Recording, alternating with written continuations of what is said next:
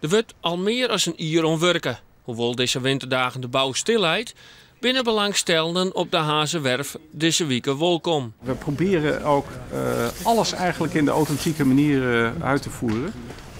Dat betekent dat we ook, net als vroeger, de planken niet vastzetten met ijzeren bouten. Maar definitief worden ze vastgezet met houten pennen. Het expeditieschip van Willem Barens is op dit stuit in de bioscoop te zien in de film Nova Sembla. Maar het Frieske model duwt zijn cruise.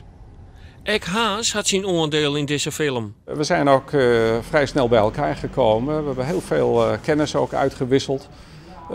Op de manier van leven aan boord, de constructie, materialen.